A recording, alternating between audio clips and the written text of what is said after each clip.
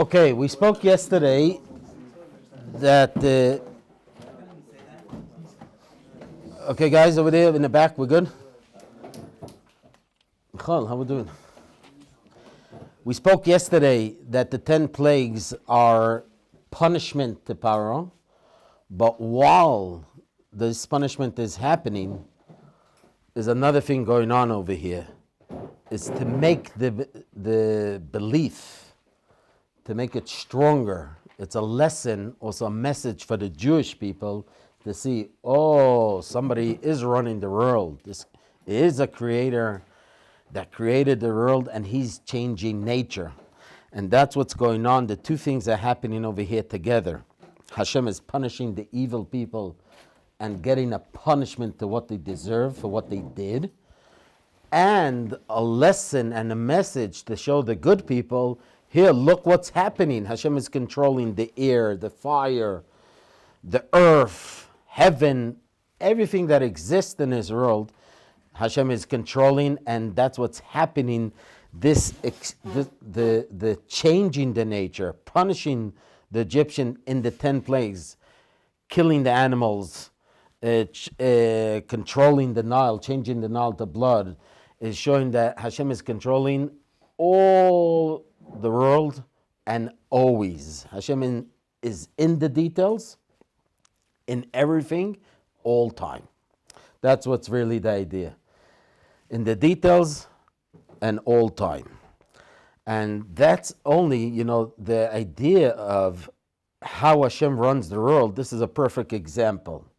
Because only Hashem knows how to do it and to make this happen. To give to the evil man what he deserves, exactly that punishment. And while he's getting punished, something very good is happening, that the good people are looking and experiencing, oh my gosh, look what's happening. Look what happened to the Nile of Egypt. Look what's happening in the houses of the Egyptians that are loaded with frogs. Oh, look what happened to the skin. Look what happened to the animals. And they're looking and experiencing that, wow, is somebody that could do this. The Talmud says that you have somebody that killed intentionally, a murder that killed intentionally. What he deserves? Death. But what happened if he did it and there was no witnesses? So you can't put him to death. There's no witnesses. So here you have an evil man, a murder, that deserves death, but we can't put him to death. We don't have witnesses for that. Yeah? Is it the barley thing? Barley and water? Punishment? What is that?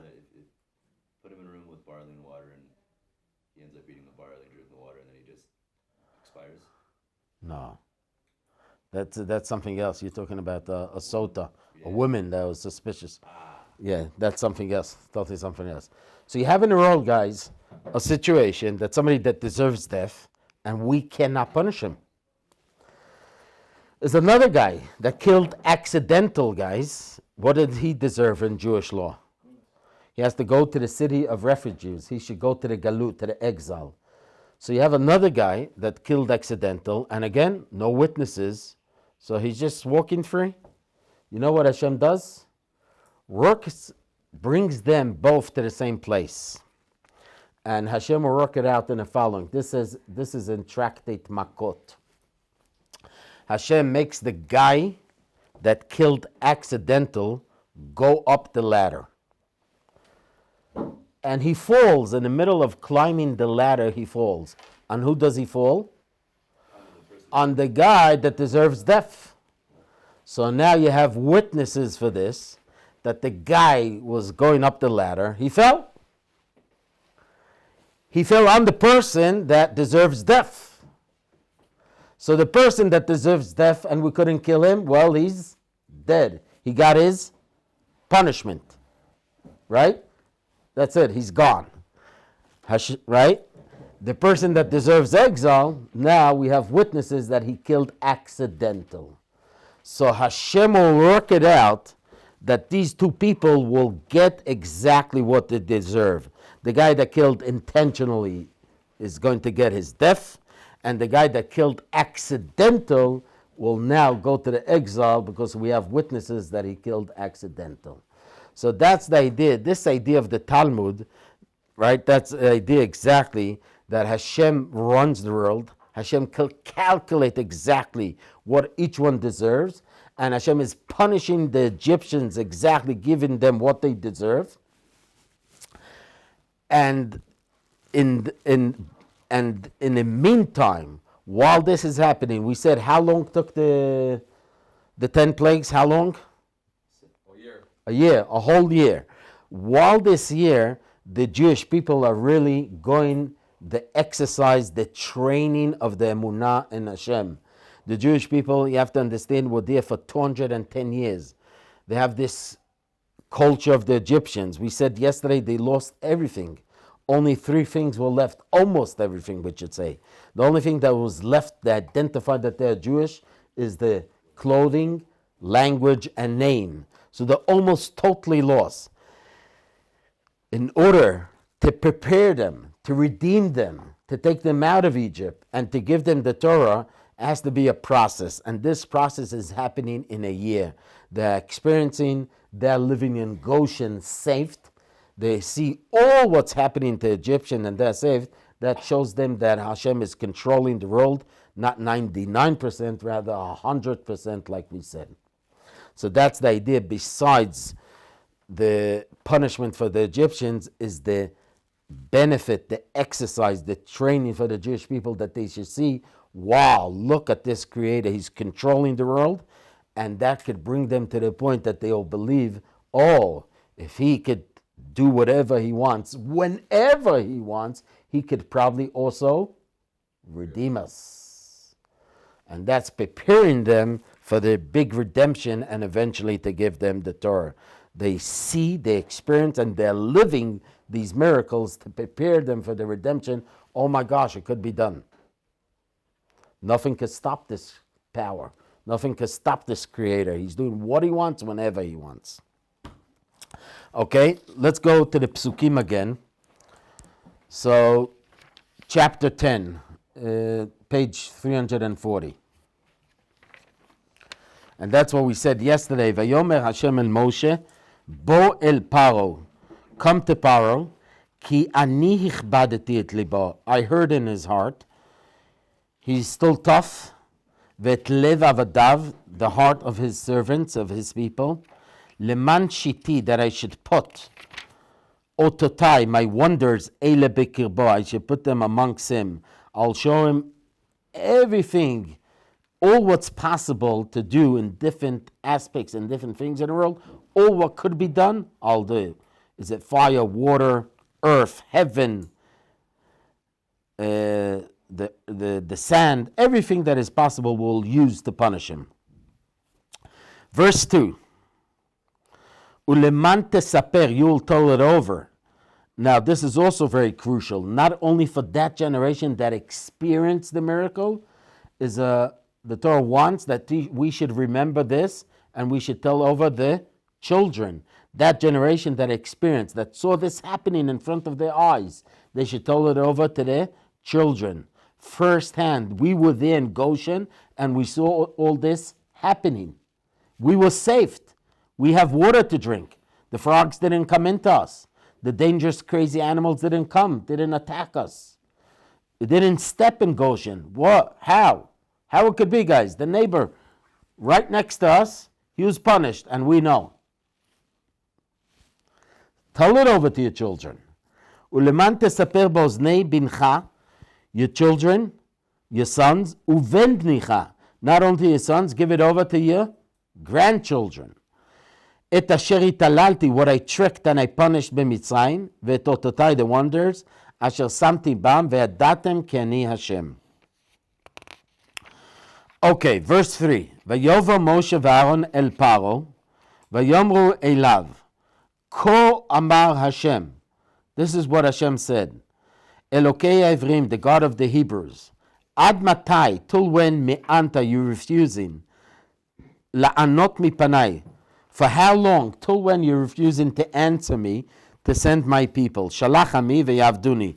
Let my people release them, and remember, what is Moshe what did Moshe ask originally? For how long to send away the Jewish people? 3 days.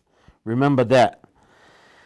Okay, ki ima en ata leshalech. If you refuse, if you're still standing and you're hard and you're tough and you're not letting them go, if you're refusing leshalech et ami, hineni mavi machar arbe gvulecha. You'll be punished. The locusts will come into your boundaries. Vechisa et ein haaretz velo yuchal lirot. It's going to cover the sight of the land, and you won't be able to see. Now, who won't be able to see? Look at the verse. Vechisa is going to cover et ein haaretz, the sight of the land. Velo yuchal lirot et haaretz.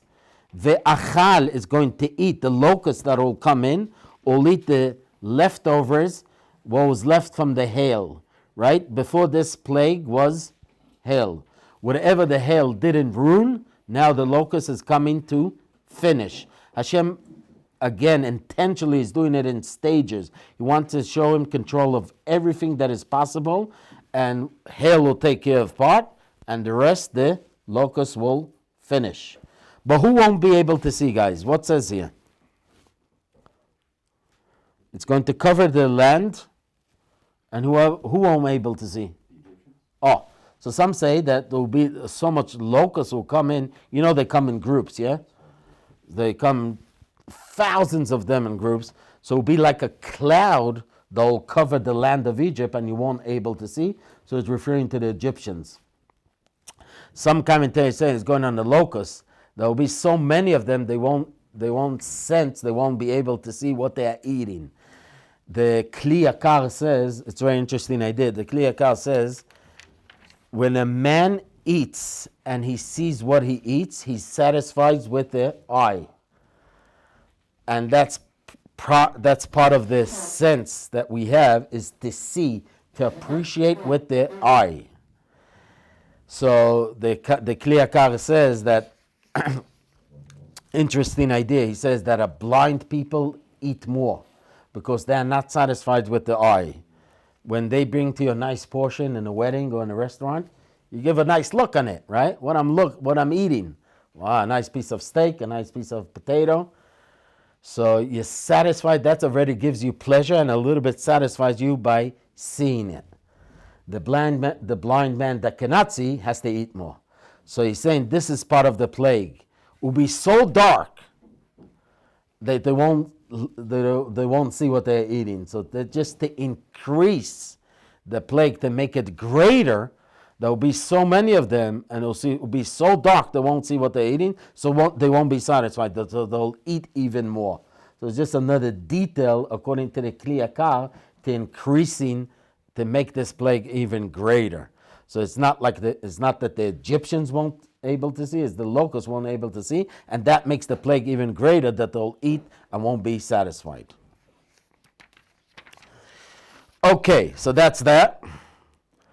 Ve'achal et kol ha'etz hatzomeach lachem min hasadeh. All finish and eat, right? What was saved from the hail, what was not ruined by the hail, will be done, eaten now by the locusts. Okay, umailu batecha, will fill up your houses, uvatei kol avadecha, your servants, uvatei kol Mitzrayim, in all the land of Egypt. Nobody will be saved from this. It's going to be all over.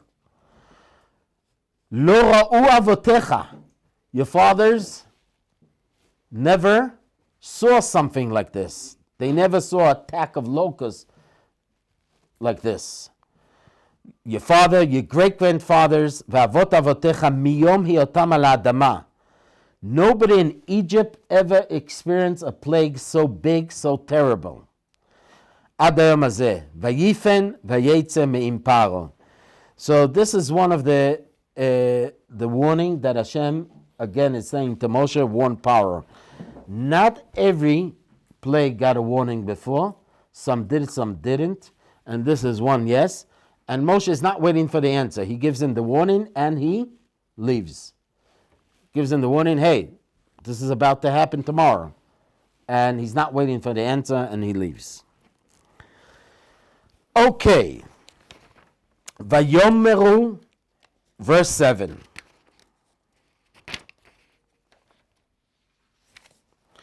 Vayomru avdei Paro, the servants, the people of Paro, tell him, whoa, Paro, ad matai, until when, yeze lanu lemokesh. How long this is going to be against us?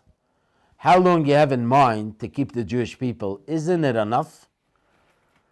Remember that we are holding, what number of plague is this? 8,000. The seventh. Locust, yeah. In this week's parasha, very, very simple to remember, guys. What's the name of the parasha? Bo. What's the gematria of Bo? 3. Right? Bet is 2 and Aleph is 1. So very simple to remember that this week's parasha is 3 plagues. Last week's parasha was Va'era, was 7. What was So this is not 8th, 9th, and 10th? So this is the 8th. 8, sorry, yeah, 8, 9th and 10th, that's right. Last week was 7, correct, yeah. Last week was 7. Va'era, guys. How you spell Va'era? It starts with Vav and Aleph. Vav stands for how much? 6. Aleph stands for 1. So last week's parasha we had 7 plagues, the Vav and the Aleph. And this week's parasha, Bo, you count the Bet and the Aleph. This is the last 3, correct. Okay, so what are the people of power telling him? Come on, we didn't have enough already? Ad matai, till when? This will stand against us, we'll suffer from them. Shalach et anashim, let those people go. V'yavdu et Hashem, let them go serve God. Elokem, haterem tidad, don't you know, don't you realize, ki avda Mitzrayim, don't you realize that you're about to lose the whole country? You had already 7 plagues, and this is about to be the 8th, the locust. Isn't that enough? So what is going on here, guys? So very important, I mentioned it, I think last week, but I'll just mention it again. What is going on over here is that power said, let them go, we want to go celebrate in the desert for 3 days. So I mentioned to you the Ohr HaChaim, why power is doing it, asking to go only for 3 days. Why? What is the real truth? Hashem wants him to let the Jewish people go forever, to release them. So why is the presentation to power is, what's the big deal? Let us go for 3 days, we'll be back. Why Moshe is doing it? Is it only to trick power? Maybe it's for the Jews, because they were Why Moshe is doing it in this way? Why the presentation to power is, let them go for 3 days? Because if he says that he wants to leave forever, then Paro is not going to just let all of his slaves leave. So if he says 3 days, he's more inclined to let them leave Egypt. So to give even more the opportunity to power to let them go? Yeah. Okay. That's that's possible. You know, to make it easier to power, you're saying basically. Make it easier on the Jews Make it easier. What will be easier for the Jews? because they're scared to leave. That's all they know. They're scared to leave. You mean Like, they know we'll leave for a few days. We'll come back. It's not so bad. Okay, so it's all true, but the Ohr HaChaim is saying more than that. The Ohr HaChaim says it must be a logic to Pharaoh why he's not letting the Jewish people to go. Even that Hashem hardened his heart, and Hashem is behind the scenes making this happen, but it must be some logic. Pharaoh is not stupid, guys. Pharaoh is a king of a big empire, huge empire. He was controlling everything. It came a point, that was a hunger in Egypt, and the people didn't have food. He owned the fields. He owned the cows. It comes a point that they're desperate and they don't have food. So what they say? You own us, we'll be the slaves. So he's really controlling everything, guys. It's almost like a dictator that owns everything. They have nothing to their name. So he's not stupid, guys. a king of this empire. He's not stupid. So it must be a logic reason why he's not letting the Jewish people go. And that's why the Ohr Somayach explains, that's why Moshe says to him like this: we want to go for 3 days. We'll be back. Paro is thinking like this. Let's think now, Paro. What is he thinking? What does he have in mind? Why Moshe really told me for 3 days? It could be that they really want to go for 3 days, celebrate over there whatever they have a holiday, a festival in the desert, and come back. One option. Second option, they want to trick me. They want to run away. They know that I'm not going to let them go forever, so they want to trick me that they're asking for 3 days, and then they'll run away and I won't see them forever. That's idea. That's why Moshe is asking this way, meaning to give a logic to Paro to go through this dilemma the whole time. Oops, is it now? Which means like this. So he's trying to make it harder he wants Paro to not let them go until Hashem really. So meaning the idea is like this. It can be that Paro is stupid. So you have to give him a logic idea to have a dilemma. So the Ohr Somayach is saying like this: is it that they only want to go for 3 days, and that means that God could do whatever he wants, no limits to that God? He's the power, and like we said, everywhere and anytime. But they just want to go for 3 days and they'll be back. Oh, 1 second, maybe that power is limited. He cannot do whatever he wants. He controls a lot, right? He could change nature, he could do this and all that, but also he has his limits. And there will be a period that we'll suffer, and then we'll be out of it. That's the dilemma of Paro. Because if they're tricking me, it means that God cannot just take out millions of people from my land, from my place, and run away. That's why they have to trick me and ask to go for 3 days, and they'll go forever. That's the whole time the dilemma of Paro. What is really going on behind the request of Moshe? Is it really what they want, or is it to trick me? And that means that their God is limit, and that's why they must trick me. Meaning, in a second way, means that they can't get out of here. They're stuck here. And the only way to get out of here is to trick me. That's the dilemma of Paro. And that's the whole time, when they hear the warning, what are the Egyptians are telling him now? You see, that's what the Ohr Somayach points out. Don't you realize? Let them go. Shlach et ha'anashim ve'yavdu et Hashem Elokeim. What's the big deal? Let them go and celebrate. Let them serve the God. You don't realize that he could do whatever he wants? You don't realize, haterem tedah, don't you realize that you're losing your country? So, right, according to the Ohr Somayach, they're telling him, he for sure could do whatever he wants. He's not tricking you. Is this the first way? Is that's what they want. They want to go for 3 days and they'll be back. So let them go. What's the big deal? You don't realize that you're going to lose the whole thing? Okay, so that's the idea of the Ohr Somayach. I think it fits very well, and it's very logical, because that gives a little bit of explanation why Moshe did it that way. And it's giving a logic to Pharaoh. What is he thinking? What does he have in mind? And every time that Hashem is hard in his heart, it means he's saying, they want to trick me. He's limit. He's not that power that could do whatever he wants. He wants to trick me. We could survive, don't worry. And now the servants are telling him, no, it's the first way. You're going to lose your country.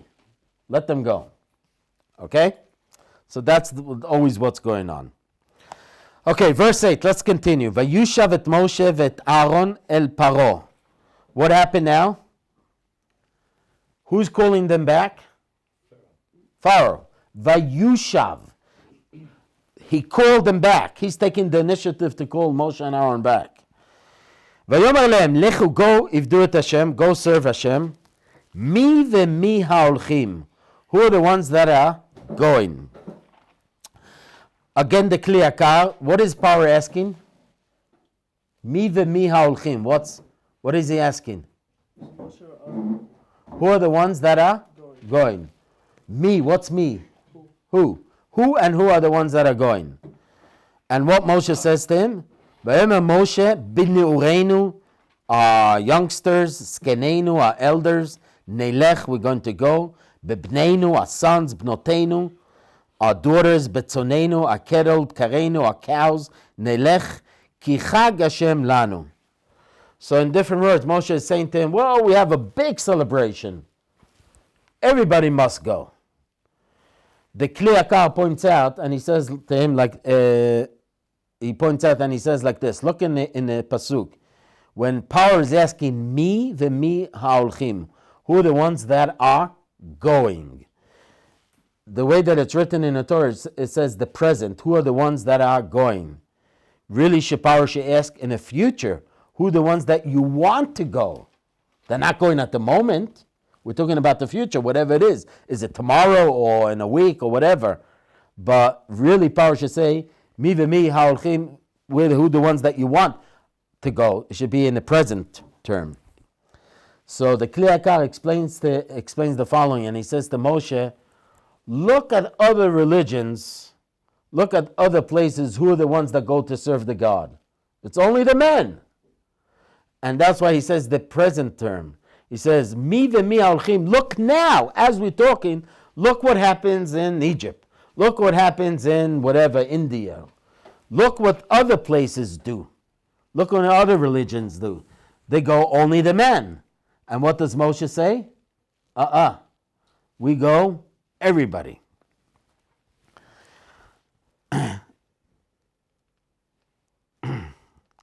Okay? So that's just another insight that the Kli Yakar was saying, that Pharaoh is saying, why are you asking that everybody should go? This is something that it's not done in other places. Look, check in other places right now, in the present time, what they do. They go only the men. You're asking to go everybody. It means that you want to trick me. Okay. Vayomer elehem. So Power says to them, Yehichen Hashem imachem. Let it be that God will be with you. Kasher hashalach etchem. Ve'et tapechem. You want me to let the youngsters, the children to go? Re'u ki ra'a neged pneichem. Re'u, you should see that something bad is happening to you. Loken, verse 11. Lechuna hagvarim, only the men should go. Ve'ivdu et Hashem, and serve your God. Ki ota atem mevakshim. Again, and this fits very well what we said before. Pharaoh is the whole time thinking, what is this power? Can he do whatever he wants? He can't do whatever he wants. Why are you asking to go everybody? In all other places, only the men go. Lochen re'u hagvarim, the men, the adults go. Ve'ivdu et Hashem, ki ota atem mevakshim, ve'yigaresh otam me'et pnei Paro. And he says, okay, get out of here. So he's kicking them. So he's the one that calls them to try again. And he gets angry again, and he says to Moshe, get out of here. Okay. Now, very interesting, in verse 10. So he says, you want me to send the children? Kira'a neged pnechem. You're asking something bad, or it's a little bit deeper over here, guys. So, in the simple understanding is, Re'u, look, you're asking for something bad. Why are you asking for that I should let everybody to go? But Rashi brings down over here a very interesting idea. Pharaoh, he had a lot of power also. He had, he had people that know how to do black magic. They managed to do some tricks also. When Moshe and Aaron came in the beginning, they managed also to turn the stick to the snake. You saw that? They managed also in the beginning to turn over the water to blood. So he had it was a big empire set, and there was a lot going on. The people, they were worshiping idols. They were very into black magic. They had certain powers. And that's why he's always challenging, is it more than that, is a power more than from what we have. Rashi brings down an interesting idea that he says to them, Re'u, look, kira'ah, bad, neged pnechem. Rashi brings down that something bad has to happen to you. Pharaoh saw in astrology, he was looking in the stars and he got some explanation that he sees blood. Something bad is going to happen to the Jewish people. And he's saying to them, why are you rushing to go to the desert? I see in my astrology a lot of blood will be spilled from you Jewish people. So Pharaoh understands in the astrology that he sees, why are you asking to go there? It's bad for you. I see a lot of blood will be spilled there in the desert. Now, very interesting, when the Jewish people commit to the golden calf, Hashem says to Moshe, let me get rid of the Jewish people and you'll be the future, you'll be the new nation. And what does Moshe say? Oh my gosh, if you do that, the Egyptians will say, here, look what happened to the Jewish people. He redeemed them, he took them out of Egypt, he brought them to the desert, and what does he do? Killed them all. And that's what Parsha said, Kira neged pnechem. If you, God, now punish the Jewish people, you're really supporting the idea of the Egyptians. And Parsha could say, I told you, I warned you, what are you rushing to go to the desert? Something bad is about to happen to you. So Moshe prays that prayer, and Hashem says, okay, fine, I'm not going to kill the Jewish people. They'll be punished, and Hashem in his ways will punish the Jewish people in different ways, but he's not going to destroy the Jewish people, because this will be a big claim, a big opening to the Egyptians and say, hey, I warned you, I told you, where are you rushing? But the idea is like this, and this is a fundamental idea, guys. What is happening? What is that blood that Pharaoh saw in astrology? This is something actually true that he saw. What did he see in the astrology? The blood. You know what is that? The blood of circumcision. Before the Jewish people go into Israel, what they do? Circumcision. It ended up, guys, that the Jewish people was stuck in the desert for 40 years. When the years that were in the desert, they did not do circumcision. Why? It's dangerous and they're in the wilderness. Right. It was dangerous for them, and under the circumstance that they were, to do circumcision. So only the ones that went out of Egypt did circumcision. And then 40 years in the desert, they didn't do the mitzvah of circumcision. Before, when Yeshua is about to bring them into the land, they say, 1 second, in order to come into the Holy Land, you have to be circumcised. So that blood that Parsha saw is going to be in a good way. And that's a fundamental idea, guys. It's such a concept that Hashem runs the world with different powers, with mazalot. But you know what it says? The Jewish people are above the mazal. The Talmud says, En mazal Israel. What does it mean, En mazal Israel? What does that mean? That Hashem runs the world in a system, we said, in what we call nature, with different powers, with different mazalot. Every month has his mazal, a specialty, unique power in that month.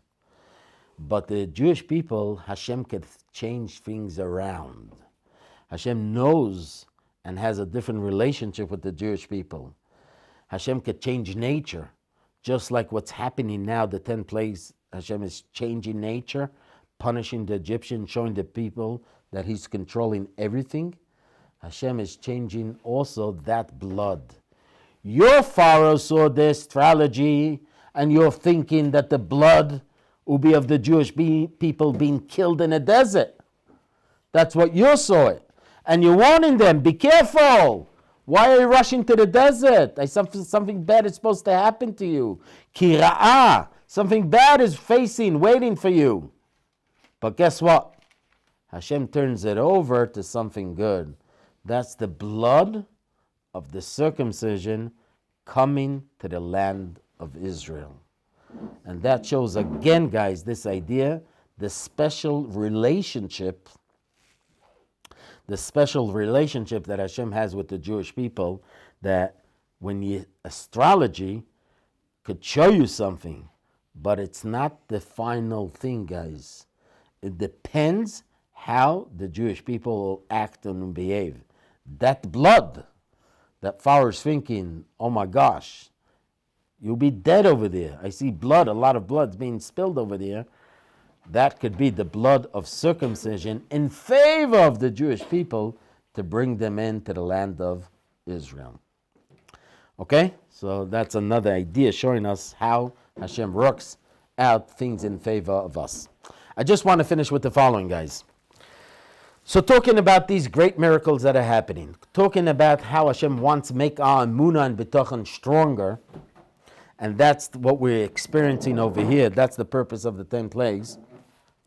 The Talmud says, guys, that whoever gets angry and loses it, it's like worshiping idols. You heard about that term? You heard?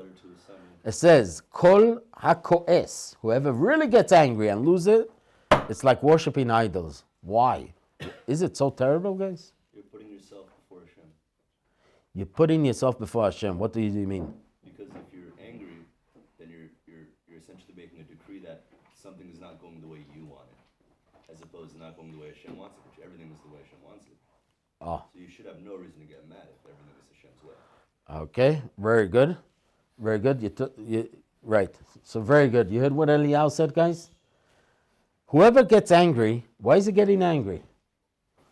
Oh my gosh, I was waiting to get this interview for this job. I was waiting that this business will go through and this is going to happen. We have a list of things that we wish and we want to happen. And what happens? It doesn't go exactly. Or this man insulted me. This man did to me this. And I told you to do that. And look what damage you did to me. So we have in life a lot of things that we could get angry. Get it? But the idea is, one second. Did you realize how this happened? Even when somebody is hitting somebody, guys, you have to know that this is from Hashem. This man wouldn't be able to hit you or hurt you if he wasn't allowed to do it from Hashem. When King David is taking kingdom and one bad man curses him, Shimi ben Gera, we didn't get to it yet, you see? So the people of David say, look, this man just cursed you. He should get death. And you know what King David says? Well, if Hashem allowed him to curse me, it means that I deserve it. Now, don't get it wrong, guys. This guy will get punished. He did something wrong to curse the king. But Hashem will find a way to take care of him. King David didn't want to kill him because he said, it must be that I deserve it. That's the idea. That's really the idea of emunah, to live it that way. All what it's done for us, all what's happening, guys, on a daily basis, every minute, every hour, all what's happening to us, people are doing to us, good or bad, all what's happening, it's all from Hashem. And when one is getting angry, he's like worshiping idols. What is worshiping idols, guys? What's the definition of worshiping idols? Putting something else higher than Hashem. Okay, giving power to something physical.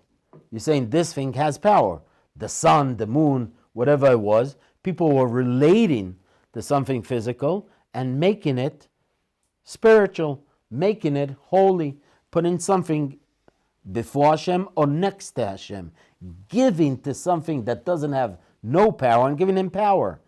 When a man is getting angry, you should really think about it. 1 second. This happened for a reason. So it's right, somebody's hurt you terribly. But if you think about it, guys, this wouldn't happen without Hashem allowing it to happen. So there's no reason that I should get angry. That's what Hashem wanted to be. Again, I shouldn't get angry. That man, that evil man will be punished. But it's not me that will take revenge and punish him. Just like Hashem allowed him to do whatever he did, Hashem will take care of him and punish him the way that he deserves.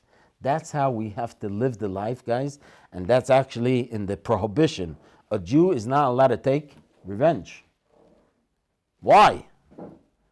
Because that's the idea. You have to do your job. You have to believe, you have to live the life in a way that it's all done by Hashem. But this man did something terrible for me. Well, it's not your job to punish him. He'll be punished. Have a great day, guys.